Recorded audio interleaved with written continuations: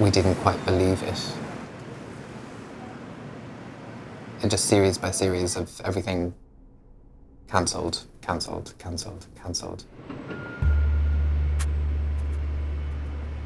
We had to come up with forms that we didn't know. We had to come up with engaging with audiences in the way we didn't know. And we also had to really justify why it's important that we exist. The essential thing that we were trying to offer to people was this opportunity to touch at a time where we weren't allowed to touch. And so it kind of felt like urgent in a way, and started riffing on ideas of how this could potentially work. This piece that would be one-on-one, that we can offer touch to an audience member and offer a really intimate experience safely.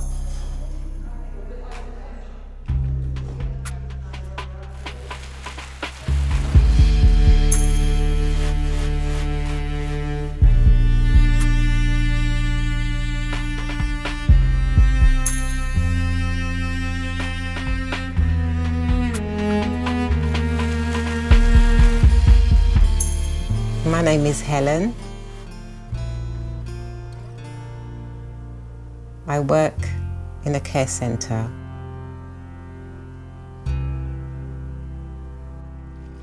The patients that we work with are dementia patients, patients that are end of life. We do pampering, we do sensory, just to relax the patients. If they're agitated, some of them are feeling low, not being visited by family.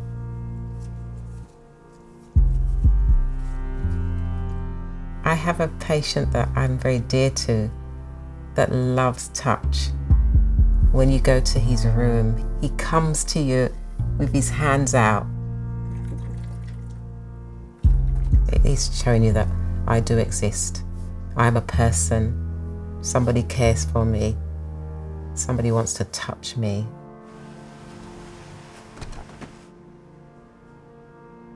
And to lose that, it must have been devastating for them not to have anybody to touch them.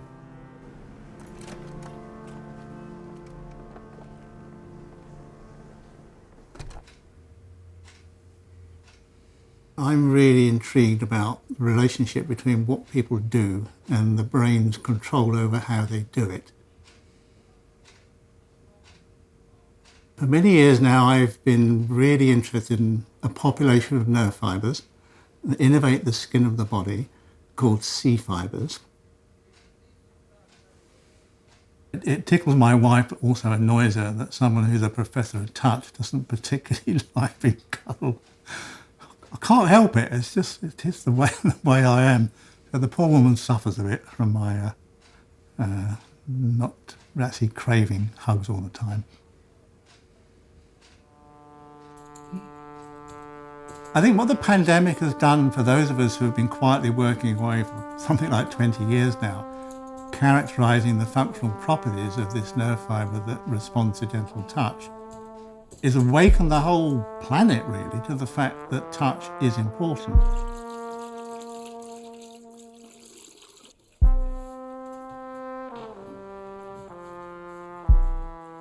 This touch system is basically building a resilience to stress. It is helping us cope with stress.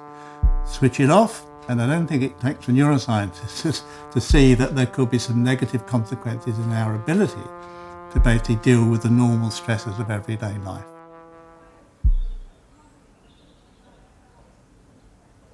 I was a naughty boy and got myself in jail for a year. So in prison, what happens is sometimes when there's either a fight or someone unfortunately overdoses on drugs, it can keep you in a lockdown for a while. You can be in your cell for 3 or 4 days. So I think the longest I couldn't speak to people or be outside my cell was, I think it was 4 or 5 days in Pentonville.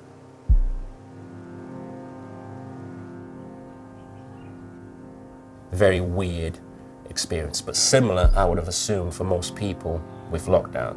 The need to speak to people face to face, the need to connect to people are very important.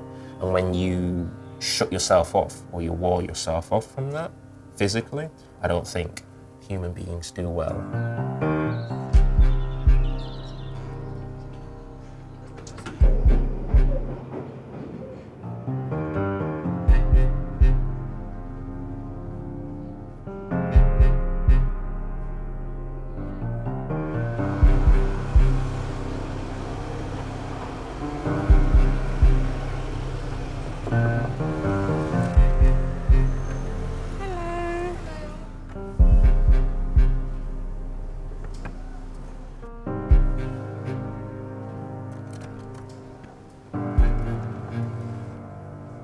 Step into that green square over there. Yeah, sure. Thank you. So welcome everyone to this performance of Skin Hunger. The performers will offer you touch through the plastic. You're welcome to accept this or not, just do as you feel comfortable. The show will begin shortly. I'll just let them know that you're ready.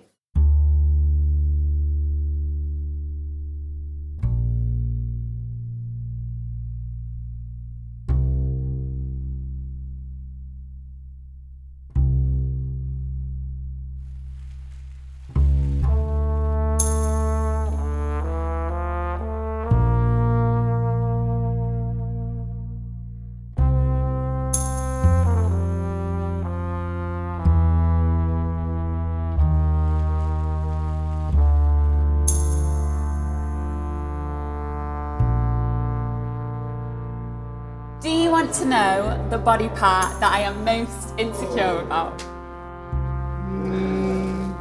This is being, yes, absolutely. Okay, I'm glad you said yes. Although I am embarrassed and it is silly, but it's my hands. Oh no, I don't have soft hands. you don't have soft hands. That's the part you don't like being touched?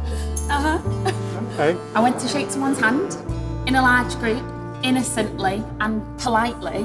I offered them a hand and they flinched. They pulled away so quickly and at the top of their lungs in front of everyone, they went, "Oh, you don't have soft hands." And I didn't have an answer. Let me have a look at them. Well, they're not, are they? I can touch your hands if you like. Hey. That is so nice. You've got lovely soft hands. Well, as someone who's not particularly fond of touch, I can kind of sense the, how vitally important it is for other people. Even just the tips of my fingers. Tip to tip. It's nice. It's a nice feel. Tips of the fingers. Yeah. Girl was saying about her hands, like, it just makes you feel that you're not, you're not wanted, no one wants to touch your hands. And knowing how that makes you feel quite empty inside. And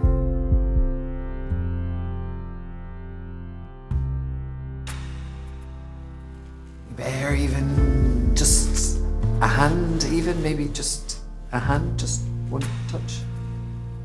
I mean, I'd understand if, with your permission, we restart, maybe? Maybe?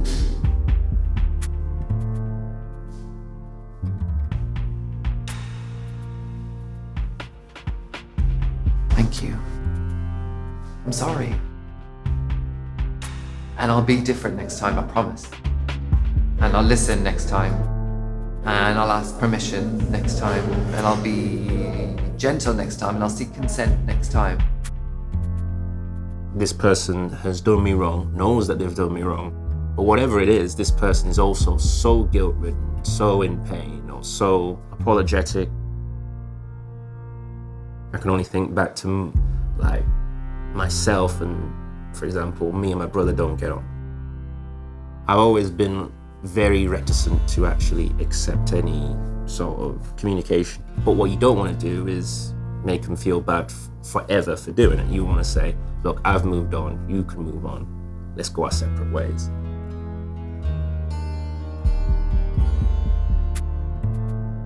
There is touch in prison, it's just different. It's just a different touch.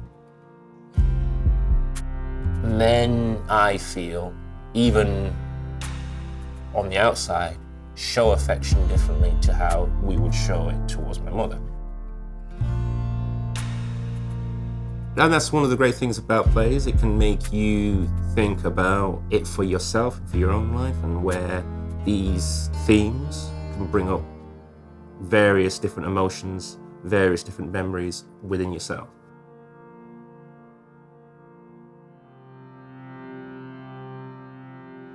I'm coming down. I'm coming down. I want the world to know. Got to let it show. Hey. Yeah, the last one really got me. Really, really got me. It just... Well. So long since I see you. How are the children? They're good. Good to see you. Good to see you too. Good to see you. Good to see you.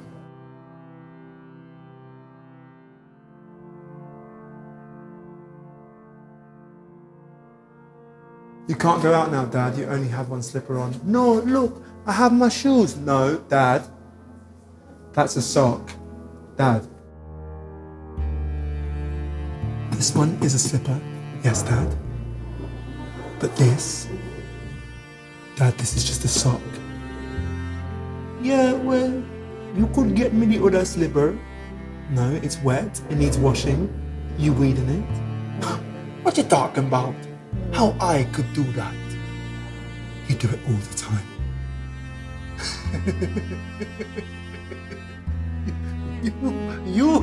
You think I'm foolish? Yes! Yes, you are. You're foolish, Dad. You're foolish. You have Alzheimer's and you wee in your slipper. Have you seen my mom? No. No. You don't see her. Mom? It's not clear here, Helen, whether he's talking about his mum or his wife.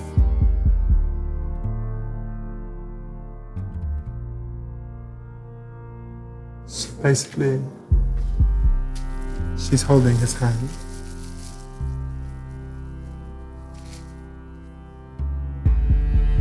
You can go now. You can go now. There's nothing more for you to do, Dad. Nothing more for you to do, Dad. I love you. I love you. I love you, darling Dad. I love you, darling Dad.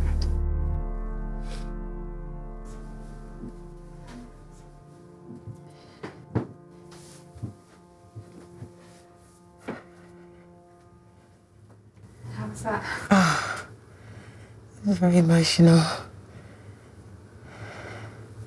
You can take your mask off with you. Thank you.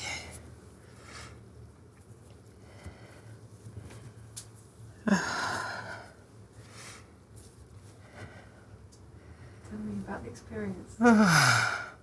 Where do I start?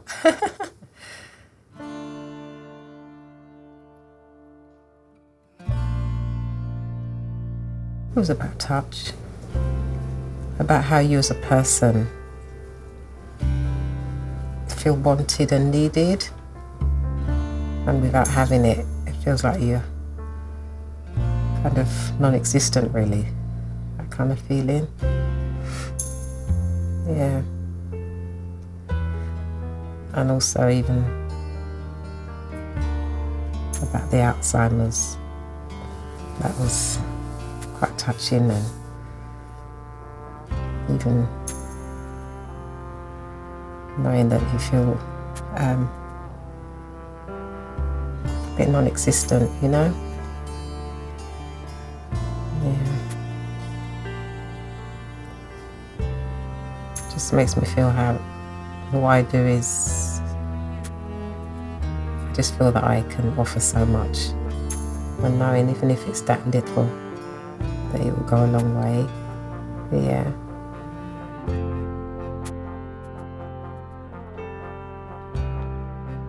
Putting that link between our basic understanding of these little nerve fibres that like to be stroked and the reality of that in terms of people's lives is what theatre can do. It can create that meaning. And so you're leaving.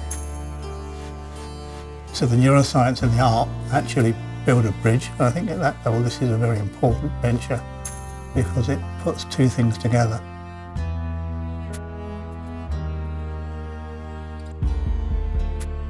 We have become aware of what we didn't know we had until we missed it.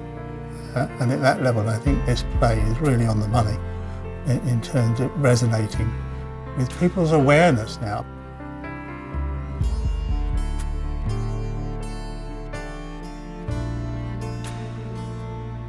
You know, if you're not aware of something, you can't, you don't think about it. If it's there all the time, you take no notice of it. But when someone removes it, the brain realises that there's something missing. And what brains had realised globally was physical contact. It makes us tick, quite frankly, or most people, myself excluded, possibly. I remember in the summer when it was okay to meet people, Terry and his husband Neil came with their daughter to my house. And I was so happy to see them. And I haven't seen Neil in so long, so I just hugged him. And he just stopped. And I said, oh, I'm so sorry. I didn't ask for consent. I didn't ask if that's okay. I just assumed. And he said, no, it's fine. It's just that I haven't hugged anyone for so long. I just need a moment to process. I guess one of the things we'd like to provoke in the audience is whether they'll be constantly risk assessing a hug as they move forward in life. As they meet their parents again, friends, are they going to be risk assessing that moment just as before they reach out and hug?